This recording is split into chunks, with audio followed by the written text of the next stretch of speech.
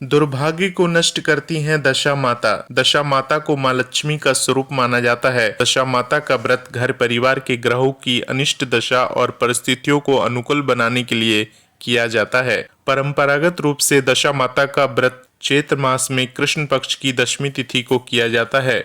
आमतौर पर यह व्रत नारियां करती हैं। स्नानादि से निर्वृत्त होकर सौभाग्यवती सुपुत्रा स्त्रियां कच्चे सूत के धागे गांठ लगाकर पीपल को अर्पित करती हैं, धागे का पूजन करती हैं और उसी धागे को गले में माला की तरह बांधती हैं। इसके बाद कथा कहकर व्रत खोलती हैं। एक समय अलुना बिना नमक के भोजन करती है। ऐसा कहा जाता है कि एक बार यह व्रत प्रारंभ किया तो जीवन पर्यंत इस व्रत को करना चाहिए। भक्तों, दशा माता को माँ लक्ष्मी का स्वरूप माना जाता है। दशा माता का व्रत घर परिवार के ग्रहों की अनिष्ट दशा और परिस्थितियों को अनुकूल बनाने के लिए किया जाता है। इस दिन महिलाएं पूजा और व्रत करके परिवार की सुख समृद्धि की प्रार्थना करती हैं और बाधाओं के नाश की कामना से गले में सूत का गांठ लगा डोरा धारण करती है। इस डोरे में 7 गांठ लगाकर संकल्प लेना चाहिए कि किसी का अहित नहीं करेंगे और अपने कर्म में जुटे रहेंगे और कार्य पूर्ण करने के बाद ही रुकेंगे। इस प्रकार से संकल्प लेने से धीरे धीरे बिगड़े काम बनने लगते हैं और बाधाएं नष्ट हो जाती हैं। चलिए जानते हैं दशा माता की पूजा विधि। दशा माता का पूजन करने के लिए कलश में जल ले